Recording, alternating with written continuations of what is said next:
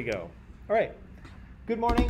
Welcome to Monday, everybody's least favorite day of the week.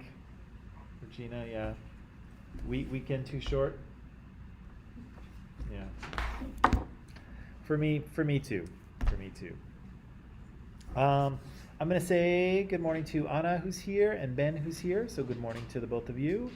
And we will jump in. That's so cool. It's like infinite behind me. Okay, enough of that. So what were we talking about on Friday? Do you remember?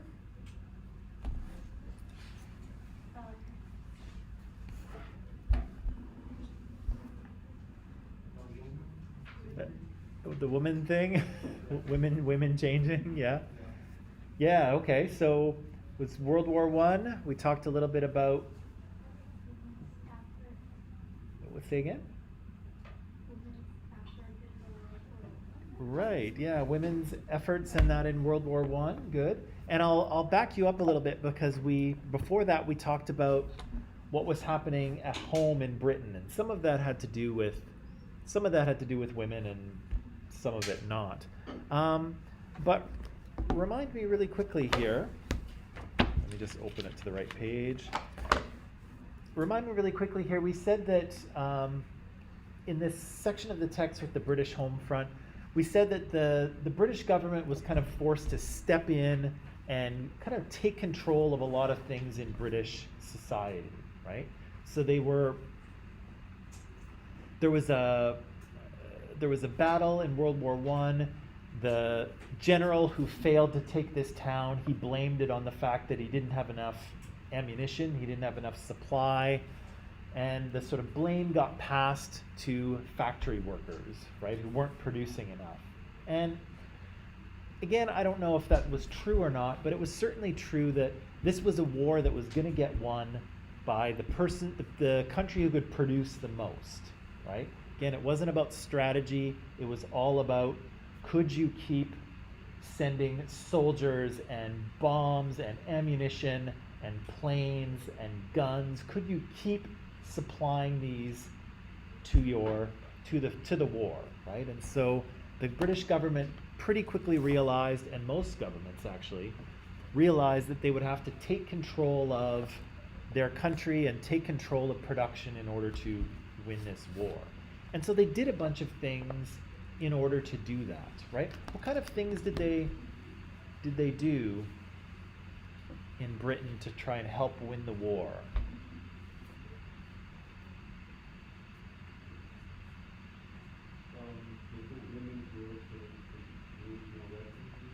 Right, so certainly women were drafted into the workforce, right? A lot of men who were doing factory jobs and production, they were headed off to war, right? And somebody had to keep those jobs filled and keep doing those things. And so, yeah, women were pulled into the workforce, right?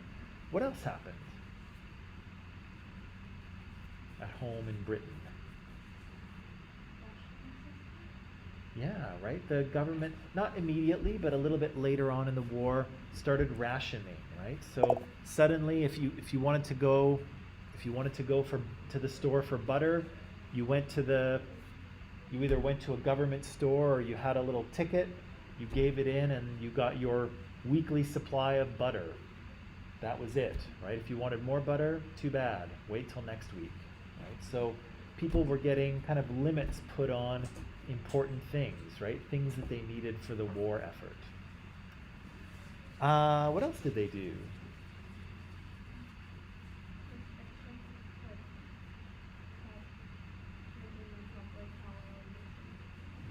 Yeah, right. Bars and pubs have limited hours, right? Because they wanted people working, not people drinking, right? People who are drinking or drunk or hungover do not make good workers, right? So they limited the hours of bars and pubs. What else did they do? How did they do that? Yeah, they moved the clocks forward 1 hour, right? To, I think, lengthen the workday and give people some extra time in the evening, right? Again, it sounds ridiculous now, but at the time, most people didn't have electricity, right? So it actually makes a big difference to get an hour more of daylight where you can go out and do things. Yeah, that was really important at the time, right? With no electricity. Was there anything else? I'm trying to think that the government did. One of the things that we could mention here, I don't know if they mention it in the article, but the government did take control of a lot of different factories, right? So factories who were producing, one thing before the war, the government might have come along and said, look, we need you to produce this now, right? You used to make this, but actually what we need are bullets. So now we want you to make bullets, right? And so the government would kind of strongly encourage them to make what the war effort needed, right? So yeah, you get a lot more government control in this period because again, people are trying to win the war. What kind of social changes came out of that?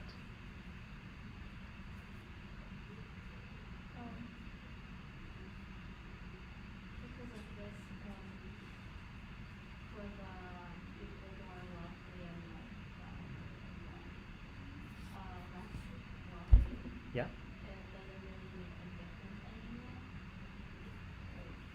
True. Especially because of I forgot the word, sorry. That's okay. Rationing system too. And because of that, even if they're wealthy enough to buy something, they can't really spend it. Yeah. Yeah. And then the people who used to be less wealthy keep on working, so it closes the gap. Yeah, very good. Yeah, that's exactly right. So the economic differences in society are kind of lessened, right? People who are wealthy are living under the same rationing system as other people. They might have more money, but they don't really have as many things to spend it on during the war. And people at the bottom are working, right? They're earning more money. They can afford things they didn't used to be able to afford. And so, yeah, the sort of economic class differences just aren't quite as big during the war as they were before, right? What else? Yeah, there was other social changes. What else is happening? Yeah. They gained more freedom, I guess. Yeah. They did? Yeah, by how they're starting to work, I guess, and there a lot of people. Yeah, so women they gain the right to vote in this period, right? So they gain some political power, but they also have economic power, right? Having a job, even if you're not paid as much as the men, having your own job means power, right? You can do the things that you want. You can buy the things that you want. You don't have to ask people's permission for everything, right? And so, yeah, that's hugely empowering to women. Doesn't make them equal with men, right? At this time, they still don't have the same kind of power and opportunity that men do, but they get a bit of a boost, right? They get a little closer. Yeah, so more independence. What else is happening socially? I was saying there's lots of YOLOing. What was I talking about there? Right. So yeah, but that was what you were talking about before, I think, right? As people were. Yeah, but what was all the YOLOing? Okay. Give me a little bit more.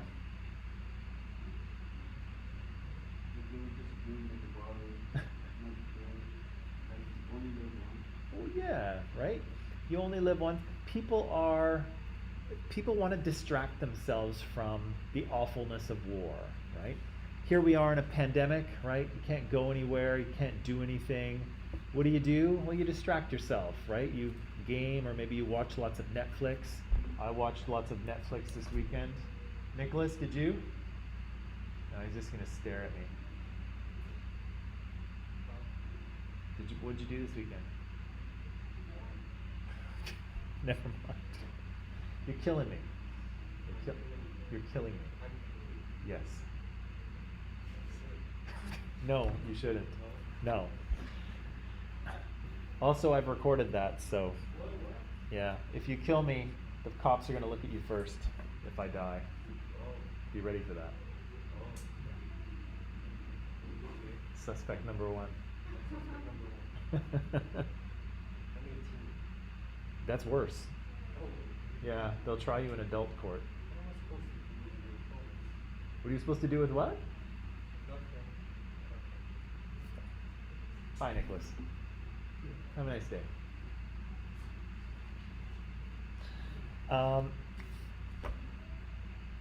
Right, so people want to distract themselves from, from war, right? The fact that people are dying, they don't know if they're going to win the war, there's rationing. And so, yeah, they go out and have fun, right? They dance, they drink. I wouldn't go so far as to say that nobody cares, but it's just, you want to lighten it up a bit, right? War is kind of dark and disturbing. People are probably dying over there, and you need to distract yourself, right? You need to have some sort of fun, and so people do, right? People definitely do. So we said that, and then you also told me, I'm going to jump ahead here. Nope, not that far. We watched a little video on the role of women, right? And so we said that the kind of gender roles, the things we expected of men and the things we expected of women, sometimes they stay the same and sometimes they changed, right? So what's one way in which gender roles kind of stayed the same during the war? Women were still not allowed to fight in the war. Yeah, right? So the fighting and dying that got done in the war, the shooting at the other side, that was still the job of men, right? And of course the video said that, a few women managed to, find their way into the army and fight, but for the most part, yeah, women were not expected to do that. Right? How else did gender roles stay the same?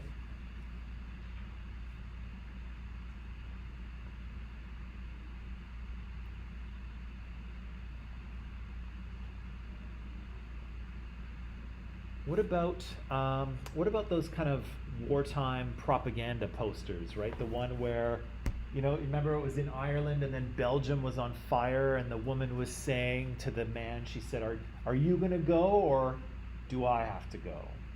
Right? What was happening there?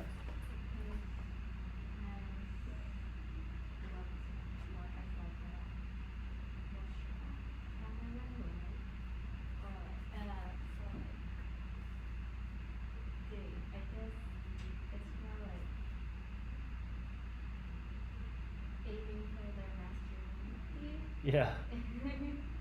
Yeah, and trying to shame them a little bit, right? Because men are expected to be brave and courageous and go off and fight, right? And here this woman is saying, are you gonna do your job, right? Are you gonna be a man, or am I gonna have to go and be the man, right? And so it's kind of shaming, right? It's using that kind of masculine ideal and saying, look, are you going to be a man about this, or am I going to have to fight for you, right? So yeah, sometimes those, it's interesting because those gender roles can be kind of limiting, right? They limited women in terms of what they could do, but also they get used against men, right? They kind of shame them into going to fight because they expect them to be brave, right? And yeah, I'm sure not everyone wanted to go to war.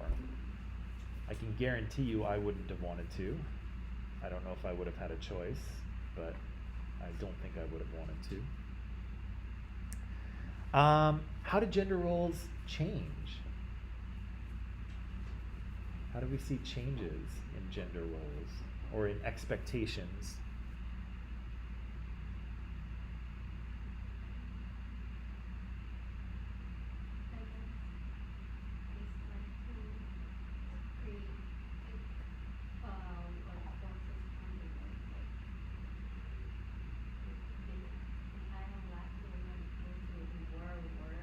Yeah. after that.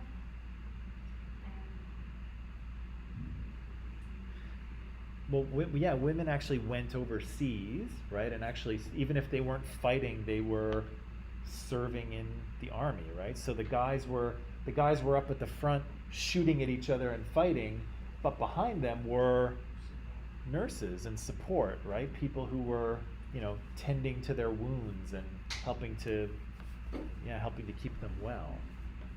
So there was that. How else did their role change? There was some fashion stuff they mentioned, I think. like how women often control, Yeah. and they are not allowed to, not allowed, but like on the skirt, they use skirt, like the knee is exposed. Yeah. Okay. Yeah, the knees might have come later. I think it was the ankles first. Oh. And then I think you have to get like after World War II to get above the knee, I think. But of course this was all very radical, right? In 1910. I mean, for a woman to have short hair, eek, right? How scandalous, how strange, right? For a woman to wear a skirt that was short enough that you could see her ankles and maybe her calves, scandalous, right? And again, I know today it's ridiculous, but at the time it was a big deal, right? And so women were kind of being free to express themselves a little more, to dress the way they wanted to dress, right? That was happening, right?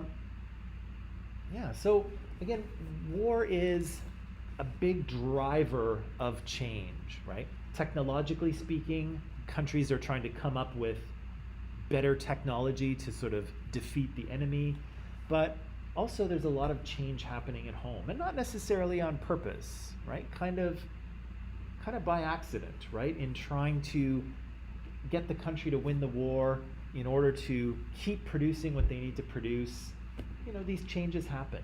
And again, they're not necessarily on purpose. They just kind of happen as a result of other factors, right? Yeah, so I've got a little more reading for you to do. It's just a short little bit. We're gonna zip through World War I really quickly here because there's so much to deal with in the 20th century. We don't want to get stuck at the beginning, right? So it's just a couple pages that talk about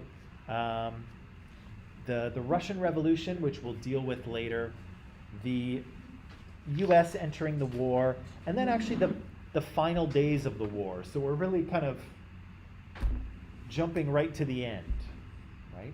So just a little bit for you to read. Don't read the purple page yet. I'll get you to read that later because, as you might guess, influenza epidemics are worth talking about in a COVID pandemic. So just read that quick section and then a couple of very quick questions, okay? So I'm going to put some time on the clock here. Put some time on the clock. I'll let you read and then we'll discuss, okay? And I'll be back in just a moment.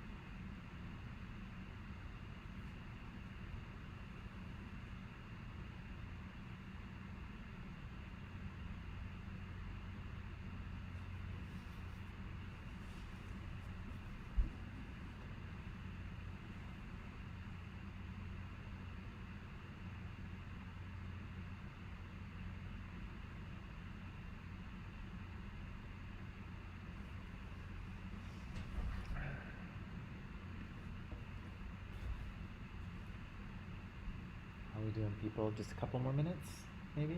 Yeah? Okay.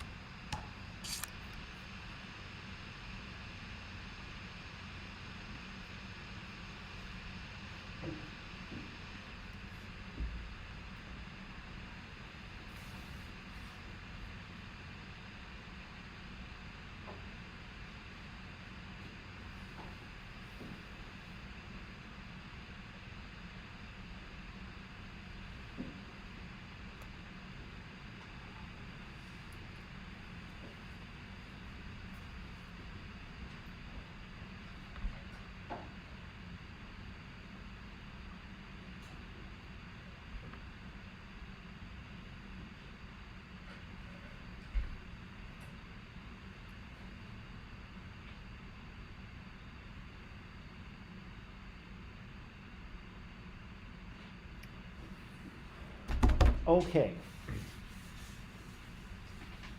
Let's talk about these again, as we've kind of gone like from the beginning to the war, the beginning of the war, right to the end of the war.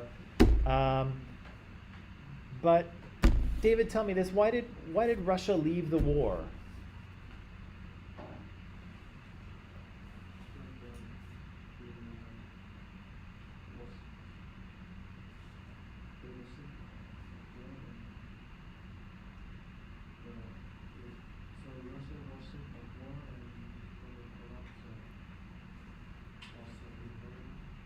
Yeah, it's okay. So they were sick of war, as I'm sure everyone was, because it's 1917. So they've been fighting for a good 3.5 years, right?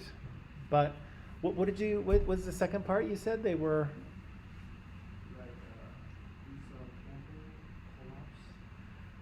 Yeah. Yeah, so the text says that their defeat was inevitable and that they were on the verge of collapse. And Mir, why was that? Why were they on the verge of collapse? It says that they had little agricultural resources to sustain themselves. Right. So they couldn't sustain themselves. They had to leave there. Yeah, like so this was the thing, right? Is that the country that's going to win this war is the one that can keep producing, right? But Russia is struggling, right? They're not at this point in time, they're not very industrialized. They're experiencing food shortages all over the place, and they just don't have they can't feed their people, they can't support their troops, and they're getting massacred, right? Like millions of Russians are dying because they don't have the training or the tools to fight the war, right? And so they're really, really hurting, right? And so what's kind of the last piece of the puzzle then, Avatej? What gets them out of the war? We know they're struggling.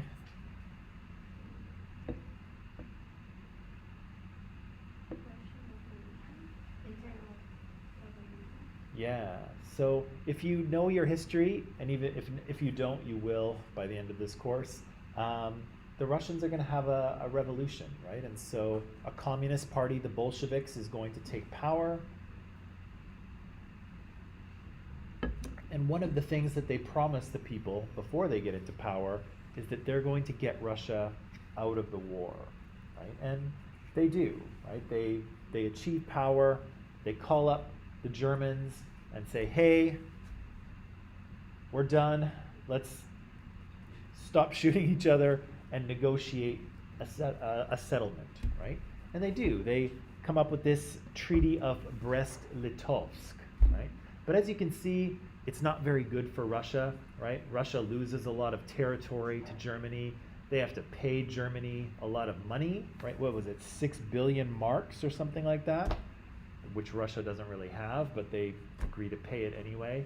It's not a great deal, but it gets them out of the war, right? And so now Russia is out, and Germany has kind of won, right? They have beaten Russia, and now all they have to do is beat Germany and France, and they're successful, right? But then who shows up? Yeah, the United States enters the war, and Ryan, why does the United States enter the war?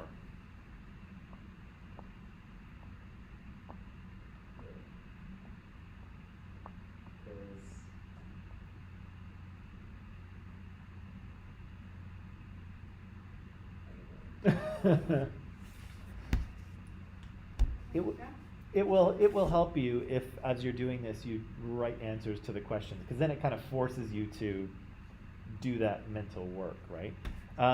Regina, why do they enter the war? Because the Germans sent a telegram to Mexico, Yeah. which the British intercept the telegram and told the United States about it. Yeah. Yeah. So the Germans do this crazy thing, right? They send a message to Mexico saying, hey, if you attack the Americans and try to claim the southern states like Texas and, what did they say, Texas and New Mexico and a few others, if you try to take that territory, what was it? Oh, in Arizona? Right. If you try to take that territory, Germany will support you, right? And the Americans, who have been staying out of this whole thing, they're like, you're going to do what? And that kind of angers the Americans enough to get into the war, right? The other thing that maybe is important to point out here is that, although I think that's changing, but the America that we're kind of used to dealing with is not the America that exists in 1917, okay? So we kind of know the US as kind of a global superpower, right? And they stick their nose in everyone else's business, right? They've got military all around the world. They're always kind of, if we need peace in the Middle East, the Americans are there, or if there's something happening in, South Asia, the Americans are there. They're kind of everywhere, right? They're all over the place. But in this period of history, they're not that yet. And so they kind of mind their own business, right? When war starts in Europe here in 1914, the Americans are like, well, that's a European problem, right? It's not our fight, it's not our business. We're doing our own thing. We're not participating, right? And again, that's very different from the America that we are used to, right? But yeah, until this point, they're not really interested in becoming involved in this European war until the Germans start threatening them, or trying to get Mexico to threaten them, And then the Americans are like, okay, we're in, right? We're involved. And so when they choose to get involved, President Woodrow Wilson, that's him on page 26. He's the President of the United States in 1917. He contacts both sides and he says, hey, what are your war aims? Right? What are you trying to do by winning this war? What are your goals? Right? And what does the Allied side say initially? What did they say at first? It's actually kind of funny, but also not.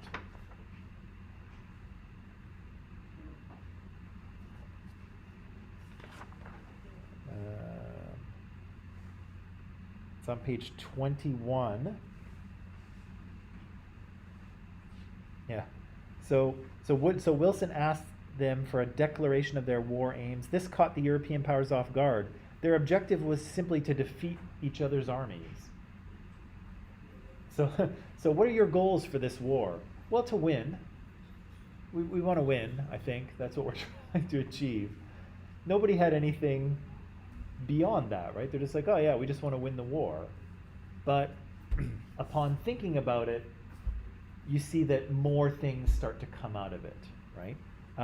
So what were some of the Allies' war aims after they thought about it for a minute?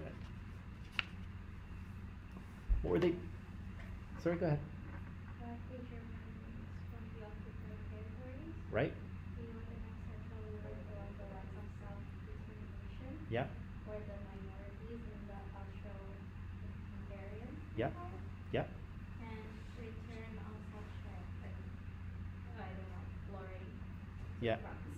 Yeah, right. So basically what they want to do is they want to push Germany back into its own territory, right? Germany had expanded and taken over parts of Europe. They want to push Germany back inside its own boundaries. Good morning. Push it inside its own boundaries. They want to redraw the map of Europe around nationalistic lines, right? So they want to put people of one nation in one country, possible. They want to return Alsace and Lorraine. These are French provinces that are,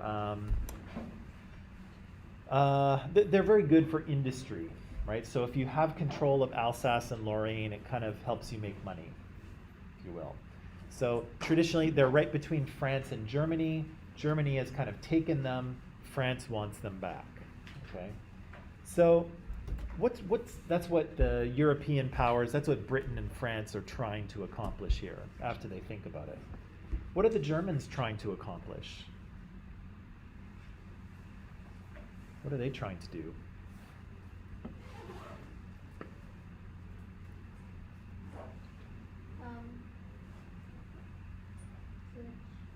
To reach a position of Turkey. Ah. Make self-sufficiency. Yeah, and that's an important, remember that word because that word's going to come up later. The Germans are trying to achieve autarky. They're trying to be economically self-sufficient, right? They don't want to depend on other countries. They want to be economically self-sufficient. And to do that, what are they trying to do? I think this comes right after the... Through territorial expansion in Central Europe. Right. So the Britain and France are trying to push Germany back inside its original borders. Germany's saying, no, we need more, right? We need to take over more territory to become economically self-sufficient, right? So they're going to push people out of Poland. They're going to push the Poles out. They're going to push some Ukrainians out. And they're going to have more land because that's what they need to be self-sufficient, right? And again, those ideas are going to come up later, but we'll get to those when we get to them. And then the primary contribution to the war by the Americans. What was their primary contribution to the war? Yeah. Their war aims? Their what? Oh, war aims. N- Actually, yeah, but I think they're talking more about like what did they give to the war? What did they provide?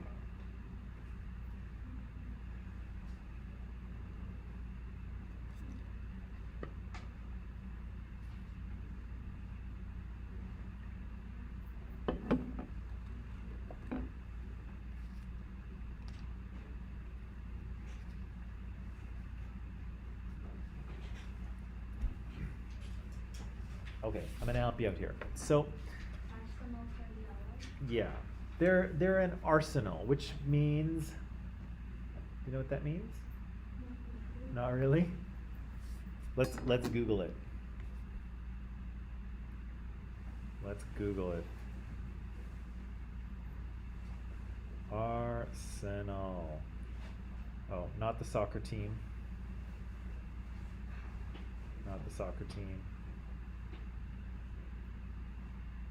That's all that comes up. What's arsenal there, people? Here we go. A collection of weapons and military equipment, or a place where weapons and military equipment are stored or made. Right? So, really, what the U.S. is doing is supplying weapons to Britain and France toward the end of the war. Right? It says here that they're trying to get about 12 million soldiers ready to go, but most of those won't ever make it to Europe in time because the war will really be over before those soldiers can get there and fight. So some Americans fight in World War I, but not that many because by the time they get there, it's basically all over, right? And again, as you read, you'll see that the Germans really are going to start running out of stuff, right? They try to reach Paris to conquer France, but they can't actually get far enough because they're running out of supplies, right? They're running out of weapons, they're running out of food. And again, this is a war of production, right? Whoever can keep producing is who's going to win, right? And when the Americans enter the war, that's a huge boost, right, for Britain and France. Now they've got this industrial powerhouse behind them, feeding them troops and weapons and food and all kinds of things, right? And Germany is kind of running out, right? They're on their last kind of legs. And so once the Americans enter the war and they start supplying Britain and France, the Germans know that, well, that's it, right? They know that they can't. They thought that maybe they could outproduce Britain and France, but they definitely can't outproduce the United States, right? And so this is the time when the German leadership is like, okay, I think we're done here. Let's talk it out, right? Let's come to an agreement because they know they can't win, and they're right, they can't. Okie dokie, people. You want to take a little break?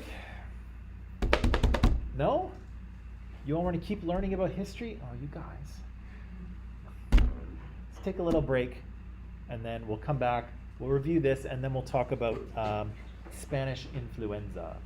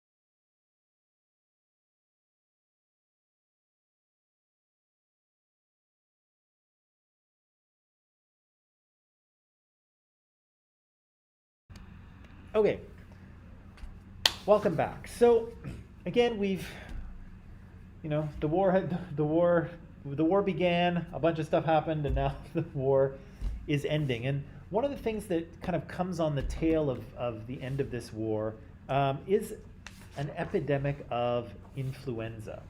And it's very interesting because this is a part of World War I history that a lot of people really didn't pay attention to very much. And I'll admit I didn't pay attention to very much until we actually had a pandemic of our own.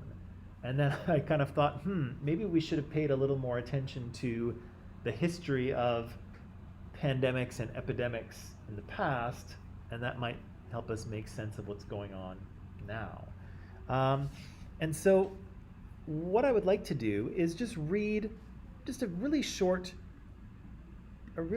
section from the textbook, one page, that will tell us a little bit about kind of what was going on here with this influenza epidemic. Okay, so if you're online, it's in Microsoft Teams and it's in the text resources, and it just says influenza epidemic. If you're here in class, it's page 22. And I'd just like you to look at it and read that page, and then we'll answer. Oh, sorry, I guess I should move this over. Just answer a couple questions, right? Page 2, or questions 2, 3, and 4, okay? So it doesn't give us a ton of information, but just a little bit, okay?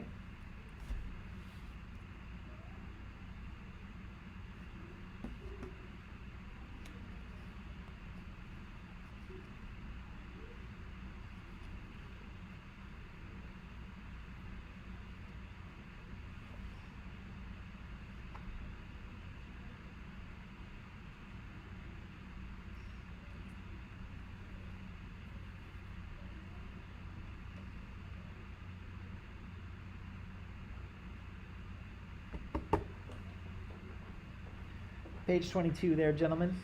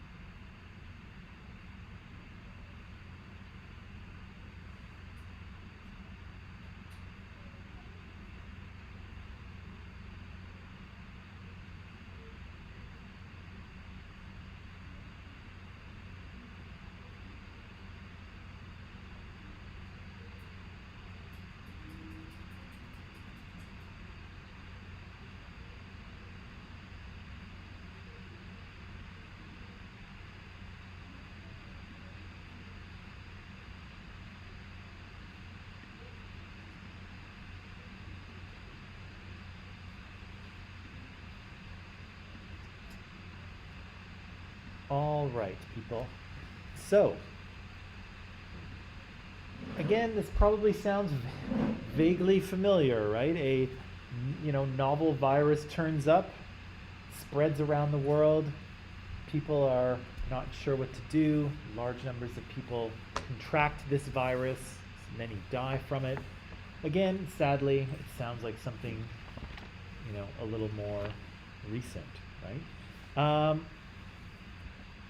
What kind of ways do they try to combat this virus when it first appears?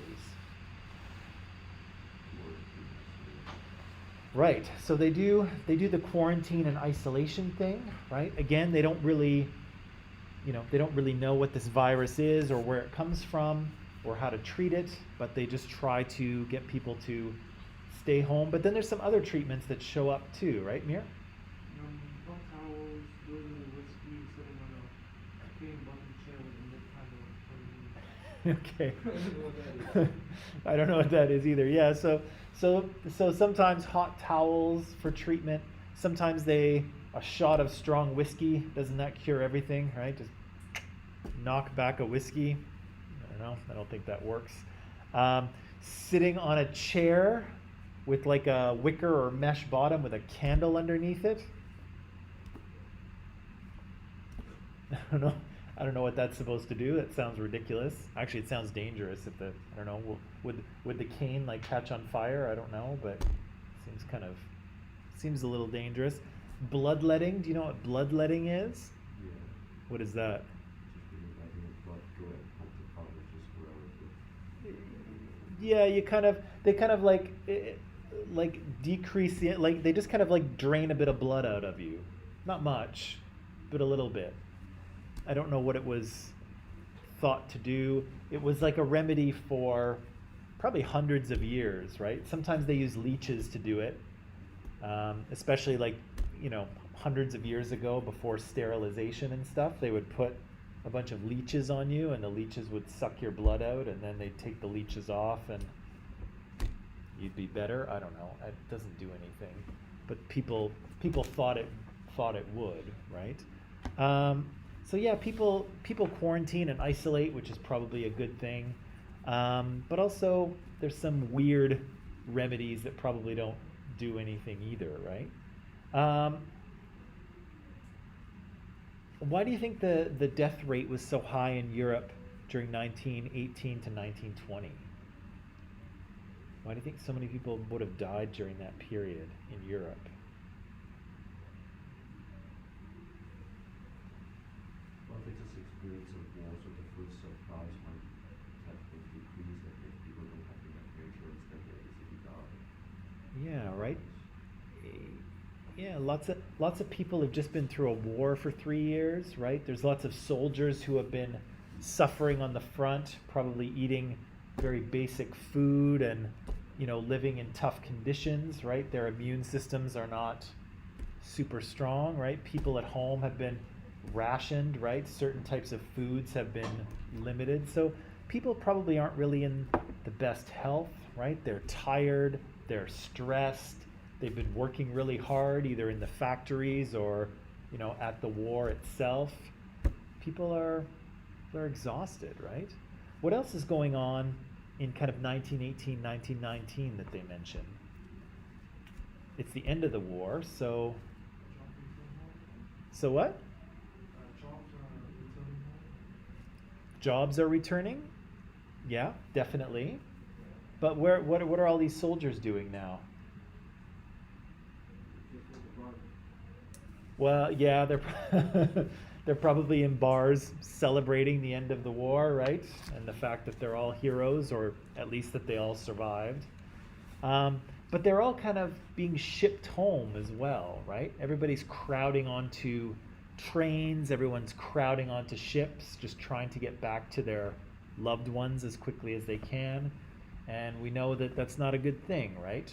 Cramming a bunch of people into a small area is not good for, or is actually very good for transmitting diseases, right? So you've got all these people who are getting, first of all, the virus appears in the US, all those troops go to Europe, they spread it around, and then all those people come back a year later and they spread it to their countries as well, right? So people are kind of spreading this all around the globe. Nobody really knows what it is. Nobody has any tools to fight it, right? Except for whiskey and candles, I guess. And it's probably a scary time, right? And a lot of people die, right? And if you think, like,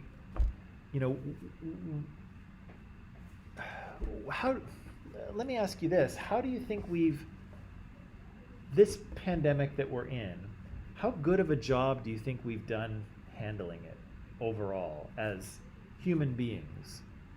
Good, bad, so-so? Not good at all. Not good? Why do you say not good? Because it hasn't stopped the virus. It's still spreading after 3 years. Right. So we're still not done, right? It's been years and we're still not done. Right?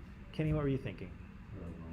Terrible? How we stop although we haven't stopped it, how we try to prevent the spreading is just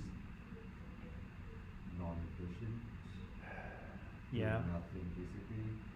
When we know about they have made fires in the other part of the world, they didn't isolate it for like immediately, or like the place is already isolated themselves. Yeah. And after that, people still going out drinking like nothings, going to bars, going to restaurants, having social meetings. It's like, yeah, we don't have to worry about that. We don't have to experience tons of things like this. And just let it go away. Communications, people die for no reason. Yeah, yeah. Lots of people. Yeah, we've struggled to, like, new variants. We've struggled to, when we've identified them, we've struggled to contain them. And yeah, there's still a lot of people going out doing things that result in more infections, right? Whether it's restaurants or bars or whatever it is, still happening. What do the rest of you think? Good job, bad job, so job? How have we done? Regina, the look on your face is like, I don't know. What do you think? Do you think some countries have done better than others? North Korea Yeah. is always the best. What's that? North Korea is always the best. So please, one good, one treatment. Yeah, so to speak. So to speak. What do you think, Ryan? What do you think? Good job? Not really. No? Why not? Because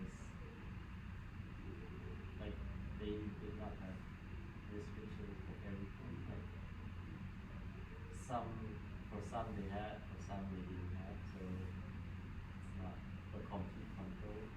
Yeah. Yeah. It's been very inconsistent, Yeah. right? Depending on who you talk to, what province you go to, what country you're in, what activity you're talking about. Yeah, it's been really tough to kind of understand, right? Yeah. What do you think, Mir? Good job? Bad job? We could have done a lot more if we actually, the government, like our government could have done a lot more Yeah. if they wanted to prevent it. Like Kenya's government or Canada's government? Or just all of them? Almost every single country out there. Yeah. What do you think? David, what do you think? So? Yeah, well, why do you say, what makes you say so?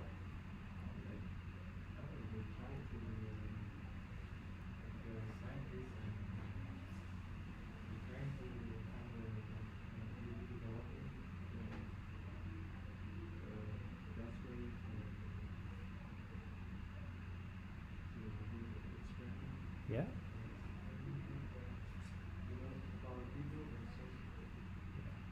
Well, that's actually been pretty good, I think, right? Like the science has been pretty good, right? And to develop a vaccine like as fast as they did, like that's blisteringly fast. Like that's incredible, right? That we had vaccines so quickly. Like what did they say here? That influenza appears in 1918, and they weren't even able to isolate the virus until 1933, right? That's a full, well, what is that?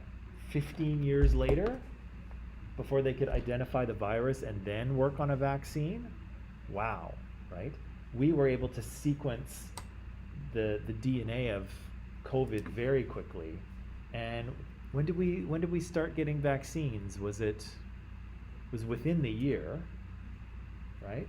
I feel like it started the pandemic they declared a pandemic in March of 2020, and I think we had vaccines kind of starting to roll out in November, didn't we? Is that what it was? Does that sound before that?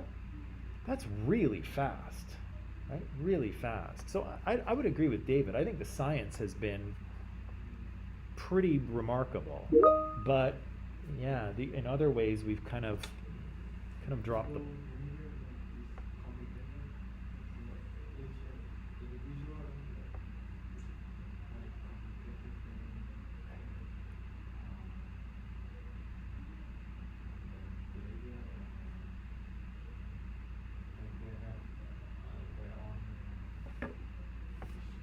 Yeah.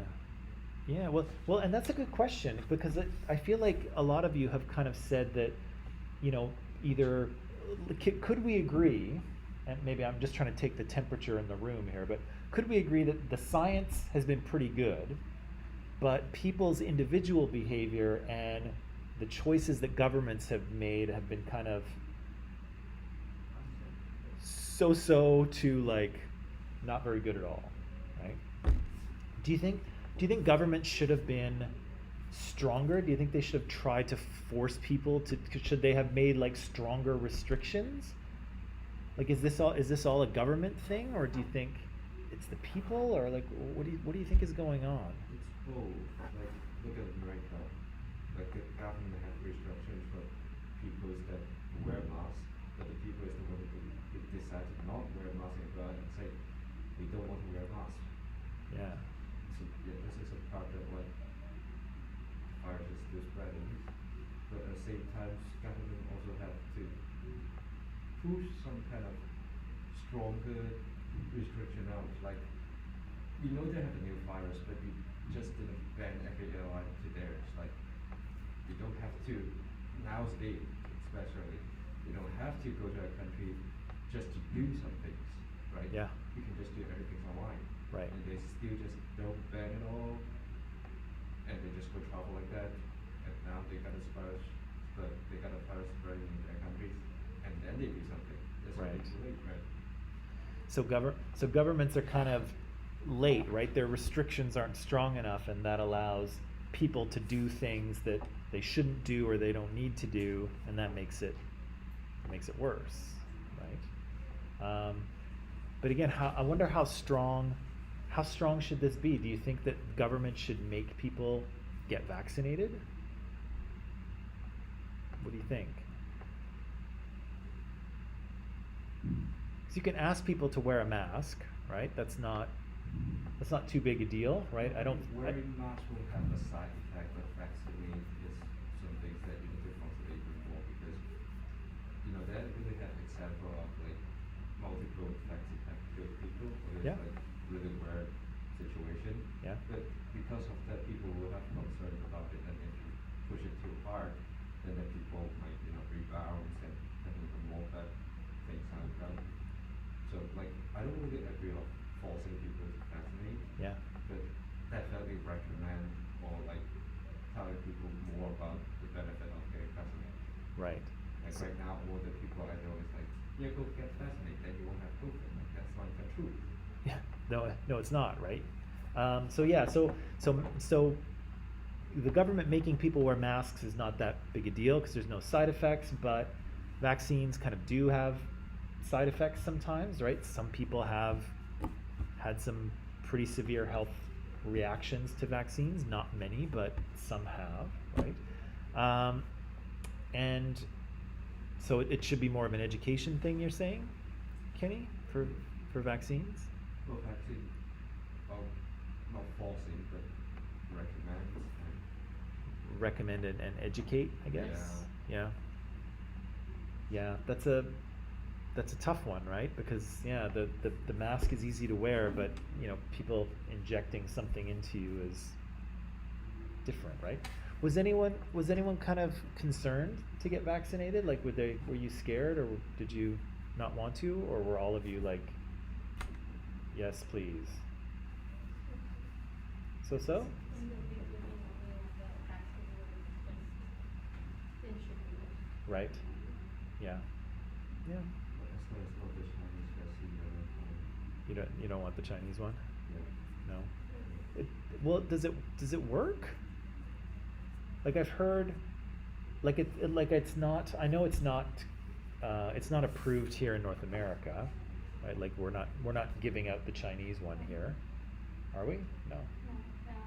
In my country, now they have Pfizer and stuff, but at first since last year-ish, when they start making people get vaccinated, Yeah. we used the Chinese vaccine. Right. Sinovac, right? Is that what it's called? Yeah. Yeah, that one. Yeah. Well, I remember that I have a research in Hong Kong on some things that show how ineffective is the Chinese vaccine. Yeah. It's like Pfizer is like 16 times more useful than the Chinese one. Oh wow. So yeah. Yeah. Well, and that's the tricky thing about the vaccines kind of developed by a government like China or Russia is that they don't follow the same testing, or they don't publish their findings quite the same way, so you never know, right?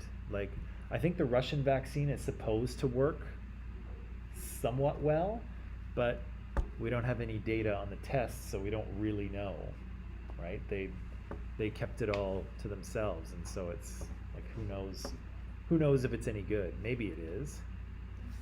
It doesn't kill people, but that's that's all we know, right? Sorry, I'm getting off topic here, but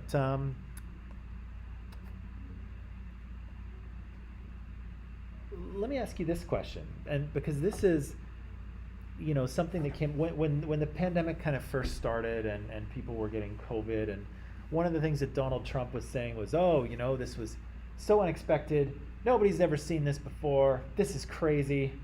Nobody knows how to deal with this. But, you know, what we've just been reading about is the fact that indeed we have seen something like this before.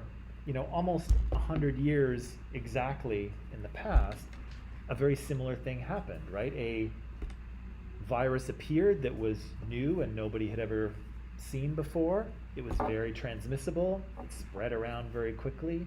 And so we kind of have seen this before, but I think we would all agree that we weren't really ready for it, were we? I was not ready for it, I will admit. But why do you think we were not prepared, knowing that pandemics can occur? Because one did occur right after the First World War. Why were we not more ready than we were? Do you think? Because we thought it was history already? Yes. Well, I mean, the last outbreak of like this kind of big pandemic is like, you know, a decade ago. So people should, oh, yeah, people should let it pass. Right. But at the same time, there should have people remember and come on to talk when we need to. Right. I'm not saying that we should totally forget about history. But yeah, it's a long time ago, so I don't think that anyone or any government will prepare for this kind of things, right? Right. So it's true, right? 100 years is, historically speaking, not that long, but for all of us, that's kind of a long time ago, right? People have forgotten, or yeah, for sure. Right. Why else do you think we weren't? Because I think also, I don't think humans will ever be ready for pandemics and stuff. No.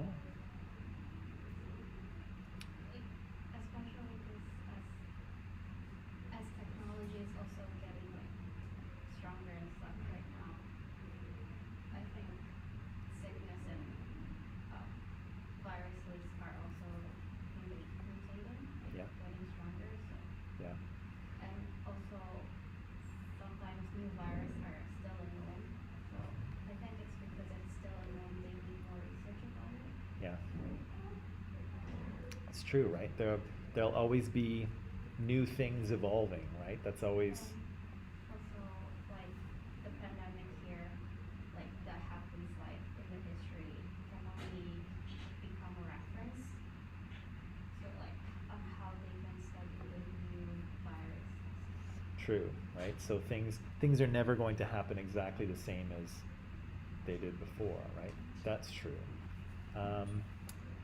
Yeah, I think that's the case, right? Do you think we'll be ready for the next one? Well, if we come right now, then we're of course ready for it. Yeah. Well, we're already in the middle of it. Let's say the next one is in 10 years. Do you think we'd be ready in 10? It depends how quick it's Yeah. True. This one's pretty good. Nobody had time to think before. Yeah, it did. It did. We're a very globalized world, right? There's people in this school who have come from other countries, right? Very recently. There's people who are always moving around, right? So, yeah, things are going to transmit pretty easily. It also depends on how fast it spreads, right? Yeah. Well, I mean, it's like, and also the time to recognize it. Like if half of the population already infected it, and then we noticed they have a new virus in like half of the population that we affected. Yeah, it really depends on what the virus winds up being, right? If it's a soft one or if it's a nasty one, right? Pretty interesting how they say here that in 1920 the virus just disappeared. Oh yeah, then as suddenly as it came, the virus disappeared. What do you think? Did it disappear? What happened? Where did that Spanish influenza virus go? I think people's body is adapted. It adapted? Yeah. No, I mean, they have a lot of things that they just can't explain that science. Say that one more time? They have a lot of things happening that they just can't explain. It can't like explained by science yet. Maybe it just like all the carriers of the virus just died, or the virus inside human body is like dead too. Well, lots of them did. Lots of them did. But what's happening now with COVID? It keeps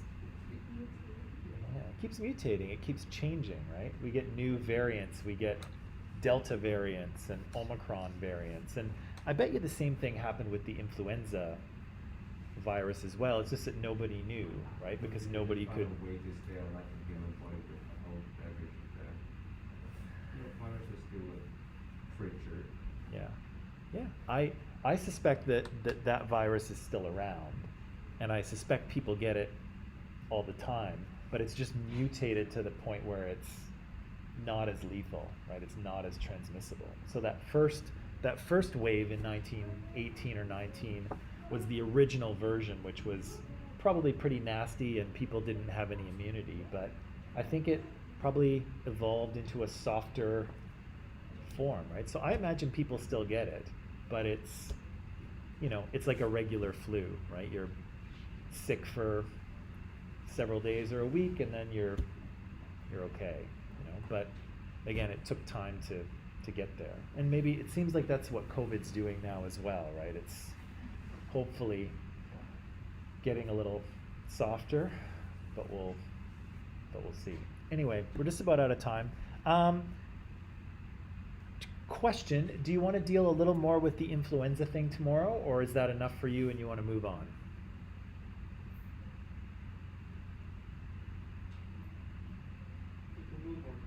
Move on? Okay, no problem.